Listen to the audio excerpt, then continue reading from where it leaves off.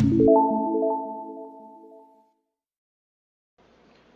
Morning friends, I am Gaurav and welcome to independent study. और आज का जो हमारा टॉपिक है, जो constitutional and non constitutional bodies हैं, तो उसमें जो हमारा टॉपिक है, ये हमारा सेकंड टॉपिक है, जिसमें हम बात करेंगे election commission of India and Madhya Pradesh election commission. इससे पहले वाले लेक्चर में हम UPSC, MPPSC, union public service commission और Madhya Pradesh public service commission complete करा चुके हैं। तो आइए स्टार्ट करते हैं हमको, ये हमारा सेकेंड टॉपिक है। तो आइए स्टार्ट करते हैं। आज हम बात करेंगे निर्वाचन आयोग की। सबसे पहला क्वेश्चन यही बन जाता है कि हम भारतीय संविधान के किस अनुच्छेद में निर्वाचन आयोग का प्रावधान किया गया है। तो ये एक संवैधानिक संस्था है, तो इसका अनुच्छेद 324 में, आर्टिकल 324 में इसका प्रोविज़न किया हुआ है निर्वाचन आयोग का। उसके बाद अगर हम इसकी स्थापना की बात करें, निर्वाचन आयोग कब स्थापित हुआ भारतीय निर्वाचन आयोग, तो 25 जनवरी 1950। ये क्वेश्चन पहले यूपीएससी में भी पूछा गया है और प्रीवियस ईयर में भी पूछा गया है कि निर्वाचन आयोग की स्थापना कब हुई है, तो 25 जनवरी 1950 में हुई है।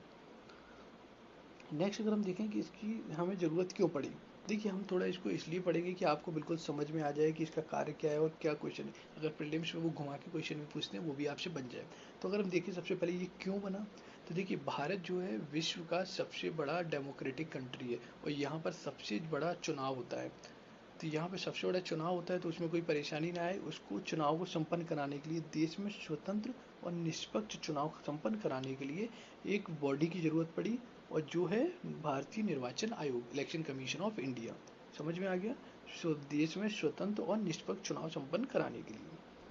अगर हम इसकी संरचना की बात करें, तो देखिए इसमें कौन कौन है। इसमें मुख्य होते हैं और अन्य आयुक्त होते हैं। मुख्य चुनाव आयुक्त और अन्य चुनाव आयुक्त, इसके नियुक्त करने का प्रावधान कोई किसके पास है, अधिकार राष्ट्रपति के पास है। अगर हम देखें, आइए इनकी हिस्ट्री के बारे में समझें, क्योंकि क्वेश्चन यहाँ से भी बनता है, प्रीवियस ईयर में बने भी हुए हैं। तो 1950 से लेकर 15 अक्टूबर 1989 तक एक निर्वाचन आयुक्त हुआ होगा। वन मैन इलेक्शन कमीशन होता था। एक निर्वाचन आयुक्त होते थे।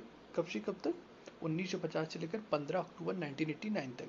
लेकिन 16 अक्टूबर 1989 से 1+2 कर दिया गया, 1 चीफ प्लस 2 अदर्स। ठीक है, ये डेट जरूर याद रखना। 15 अक्टूबर तक 1950 से लेकर 15 अक्टूबर 1989 तक 1 मैन। फिर 16 अक्टूबर से लेकर 16 अक्टूबर 1989 से 1+2 कर दिया है। लेकिन फिर से 1990 में फिर से इसको 1 मैन कर दिया गया, 1 मैन इलेक्शन कमीशन बना दिया गया। लेकिन उसके बाद फिर से अक्टूबर 1993 से फिर से इसको 1+2 कर दिया गया। एक चुनाव आयुक्त, एक मुख्य चुनाव आयुक्त और 2 अन्य चुनाव आयुक्त। अगर हम इसके कार्यकाल की बात करें तो 6 वर्ष इनका कार्यकाल होता है। 65 वर्ष की उम्र तक ये अपने पद पर रहती हैं। उसके बाद इनको हटाने के, इनके removal of election commission and chief election commission की बात करें तो ये देखिए, मुख्य चुनाव आयुक्त जो होते हैं उनको उसी बेस पे उसी तरह हटाया जा सकता है जिस तरह सुप्रीम कोर्ट के जज को हटाया जाता है। और सुप्रीम कोर्ट के जज को कैसे हटाया जाता है, महाभियोग जैसी प्रक्रिया से। महाभियोग प्रक्रिया से नहीं, महाभियोग प्रक्रिया केवल राष्ट्रपति को रिमूवल के लिए हटाई जाती है, और अलग जो भी जितने भी होंगे उनको सबको महाभियोग जैसी प्रक्रिया के थ्रू हटाया जाता है। यही वर्ड्स आपको फंसा देंगे क्वेश्चन में, कि उसमें आ जाएगा कि उनको कैसे हटाया जाता है, महाभियोग जैसी प्रक्रिया से या महाभियोग की प्रक्रिया से। तो हमें क्वेश्चन लगाना है महाभियोग जैसी प्रक्रिया से। उसके बाद अगर जो अन्य निर्वाचन आयुक्त होंगे तो उनको कैसे हटाया जा सकता है, उनको मुख्य की सिफारिश पे, जो मुख्य निर्वाचन आयुक्त होंगे उनकी सिफारिश पर राष्ट्रपति द्वारा हटाया जा सकता है। उनके लिए ये प्राविधान नहीं है कि उनको भी महाभियोग जैसी प्रक्रिया। तो उनके मुख्य महाभियोग जैसी प्रक्रिया केवल किसके लिए, मुख्य चुनाव आयुक्त के लिए।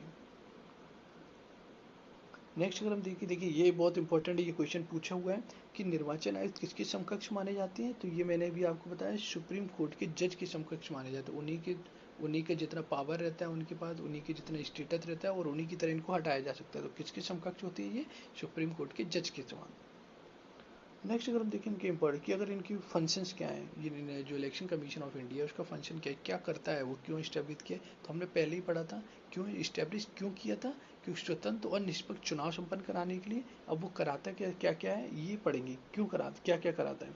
जो हमारी भारतीय संसद है, लोकसभा राज्यसभा के इलेक्शन कराती है। राज्य विधानसभा, जो राज्य विधानमंडल, विधानसभा और विधान परिषद दोनों के निर्वाचन कराती है।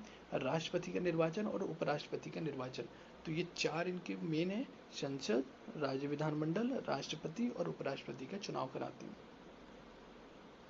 नेक्स्ट देखें, उसके बाद इनका जो मुख्य कार्य में और क्या क्या आता है, निर्वाचन की नामावली तैयार करते हैं ये वोटर, निर्वाचक की नामावली तैयार करते हैं ये, राजनीतिक दलों को मान्यता देते हैं और उनको चिन्ह बताते हैं, उनको चिन्ह प्रदान करते हैं, आचार संहिता बनाते हैं और उसका प्रचार करते हैं और बताते हैं किसको कितना टाइम आचार प्रचार कब से कब तक रहेगी, कितनी रहेगी, ये बताते हैं। उसके बाद जो सांसद होते, जो संसद होती है, सांसद सदस्य, संसद के सदस्य मेंबर ऑफ पार्लियामेंट होते हैं, एमपी होते हैं, उन सदस्यों को राष्ट्रपति निर्हरता पर राष्ट्रपति को सलाह देते हैं। देखिए, अगर किसी भी व्यक्ति पे जो मेंबर ऑफ पार्लियामेंट होगा तो उसके लिए राष्ट्रपति डिसीजन लेगा कि उसका योग्य है वो या नहीं है। अगर उसके ऊपर कुछ भी केसेस चल रहे हैं तो उसके ऊपर कौन ये करता है, राष्ट्रपति करता है। लेकिन राष्ट्रपति को सलाह कौन देता है, इलेक्शन कमीशन ऑफ इंडिया देती है।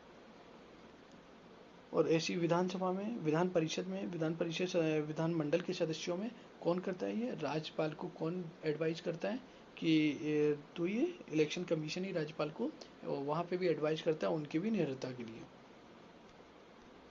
नेक्स्ट अगर हम देखें तो ये निर्वाचन को रद्द करने की पावर रखता है। अगर कहीं पे भी इलेक्शन में डंपिंग हो रही है या फिर गैर कानूनी कार्य होकर गैर कानूनी रूप से अगर वहाँ पर इलेक्शन कराए गए हैं तो वहाँ पर रद्द घोषित कर सकते हैं।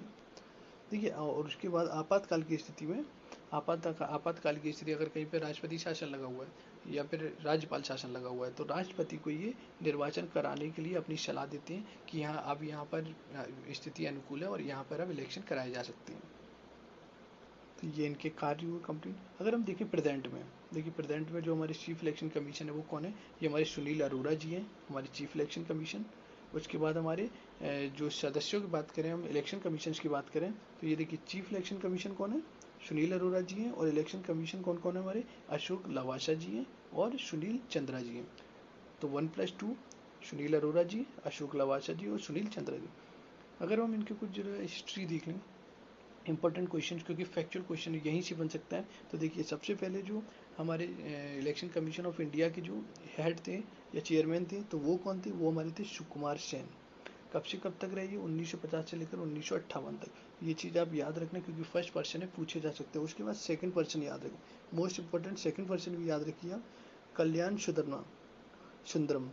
जो कल्याण सुंदरम जी थे वो 1958 से लेकर 1967 तक मोस्ट इंपॉर्टेंट है, ये जरूर याद रखना। सुकुमार सेन सबको याद रहते हैं लेकिन कल्याण सुंदरम ये कोई याद नहीं करता। लेकिन अगर क्वेश्चन थोड़ा सा भी डिफिकल्ट होगा तो यही बनेगा कि सेकंड चीफ इलेक्शन कमीशन कौन थे। उसके बाद एक बार हम देख लेते हैं कौन कौन रहे। SP सेन वर्मा जी रहे हैं, उसके बाद नागेंद्र सिंह रहे हैं, उसके बाद T स्वामीनाथन रहे हैं, SL शकधर जी रहे हैं, SL शकधर जी, RK Trivedi ji, RVS peri Shastri ji. उसके बाद VS रामा देवी, ये देखिए ये महिला आ गई 9वें नंबर पे, याद रखिएगा 9वें नंबर पे VS रामा देवी थी जो 1990, ज़्यादा दिन रही नहीं है, 1 महीने के लिए रही है, 26 नवंबर 1990 से लेकर 11 दिसंबर 1990 तक। लेकिन ये कौन है, VS रामा देवी महिला में। ये देखिए मोस्ट इंपॉर्टेंट जो चीफ इलेक्शन कमीशन रहे हैं वो है TN सेशन, क्योंकि इनका नाम बहुत, अभी इनकी मृत्यु हुई है 2019 में, तो बहुत इंपॉर्टेंट है ये। तो ये पहली चीज़ इनके नाम पे कि ये कौन से नंबर के थे, ये 10वें नंबर के चुनाव आयुक्त थे। दूसरी चीज़, ये कब से कब तक रहे, ये 12 दिसंबर 1990 से लेकर 1996 तक, 1990 से लेकर 1996। अगर कहा जाए कि अगर इलेक्शन कमीशन में अगर रिफॉर्म्स हुए तो उनमें 50% से ज़्यादा रिफॉर्म जो हुए, पॉजिटिव रिफॉर्म, वो TN सेशन जी के द्वारा कराए गए। तो मोस्ट इंपॉर्टेंट है ये, यही पूछेंगे कौन से नंबर के, 10th नंबर के, और 1990 से लेकर 1996 तक ये रहे। PIL जो था वो इन्होंने चालू किया था। तो ये सब कुछ इनके। फिर उसके बाद 11वें नंबर के MS गिल जी थे हमारे। उसके बाद जेम्स माइकल जी थे 12वें नंबर के। फिर 13वें नंबर के जो थे TH कृष्णमूर्ति जी थे। 14वें नंबर के हमारे जो थे तो BV टंडन जी थे। और 15वें के थे N गोपाल स्वामी जी। 16 नंबर पे नवीन चावला जी। 17वें नंबर पे SY कुरैशी जी। 18वें नंबर के थे हमारे VS संपत जी। 19वें नंबर के थे हरि शंकर ब्रह्मा जी। उसके बाद अगर 20वें नंबर के देखें हम तो नदीम जैदी जी थे। 21 नंबर के अचल कुमार ज्योति जी थे। और 22वें नंबर के थे हमारे जो ओम प्रकाश रावत जी। और 23वें जो सुनील अरोड़ा जी प्रेजेंट में जो चीफ इलेक्शन कमीशन है वो हमारे 23वें नंबर के हैं। तो ये दोनों याद रखिए, 22वें और 23वें। 22वें नंबर के थे ओम प्रकाश रावत जी और अभी प्रेजेंट के हैं 2023 के 23वें नंबर के हैं सुनील अरोड़ा जी, जो कि 2 दिसंबर 2 दिसंबर 2018 से अभी तक अपने पद पे हैं सुनील अरोड़ा जी, 23 नंबर के। तो ये हमारे चीफ जो हमारा इलेक्शन कमीशन ऑफ इंडिया था वो कंप्लीट हुआ। इनकी अगर हम सैलरी की बात कर लें तो ये कितने जो 2.5 लाख रुपए पर मंथ इनकी सैलरी होती है, चीफ इलेक्शन कमीशन और कमीशन की। अब हम बात करते हैं मध्य प्रदेश निर्वाचन आयोग की। अगर मध्य प्रदेश निर्वाचन आयोग की बात करें तो देखिए इसकी स्थापना कब हुई है।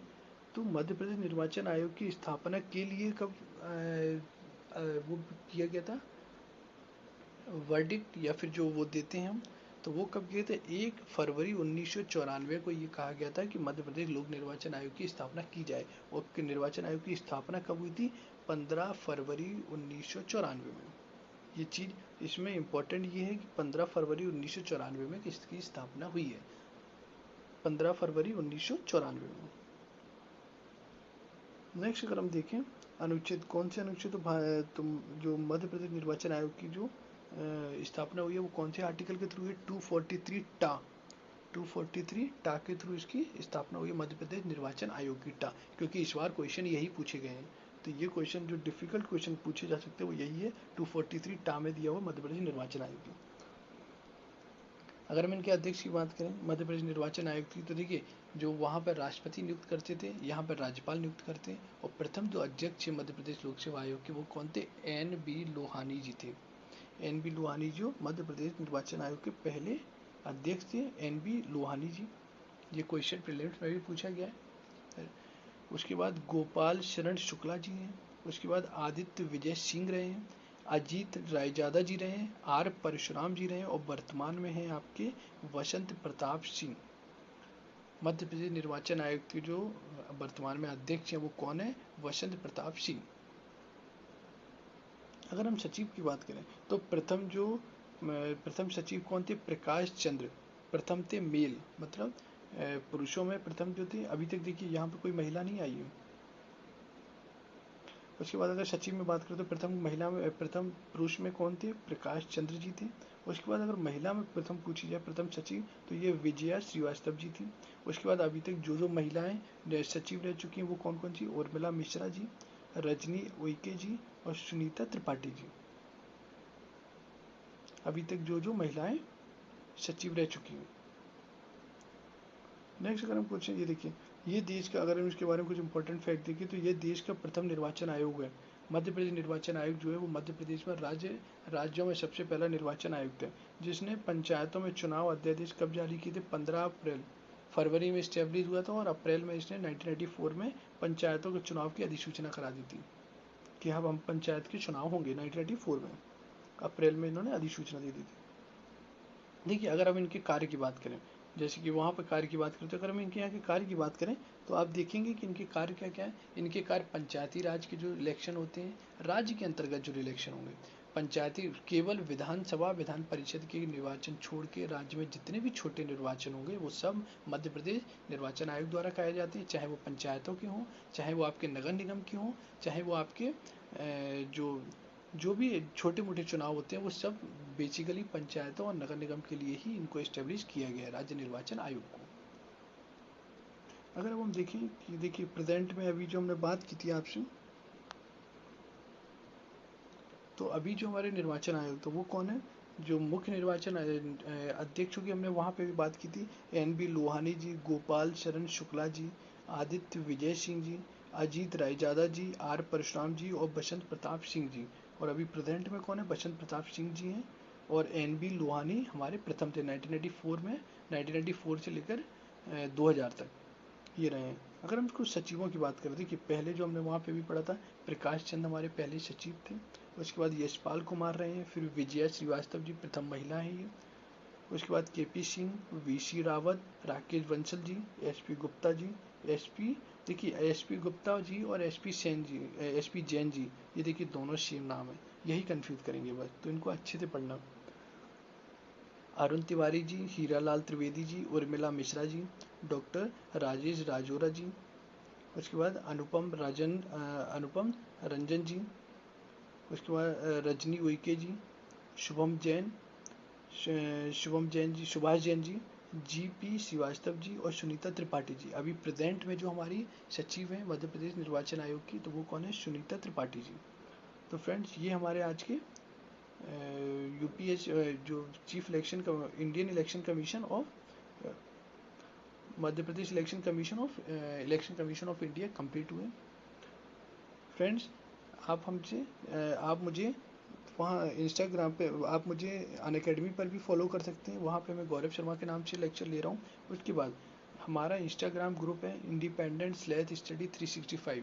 तो यहाँ पर आप इसको फॉलो कीजिए, इसको इंस्टाग्राम पे। यहाँ पे आपको इम्पोर्टेंट न्यूज़ दी जाती हैं, इम्पोर्टेंट करंट अफेयर अपलोड किए जाते हैं, स्पोर्ट्स यहाँ पे कंप्लीट कराया जाता है, और जो भी हमारी अपडेट होगी वो सब वहीं पे अपडेट किया जाता है। तो प्लीज़, थैंक यू फ्रेंड्स।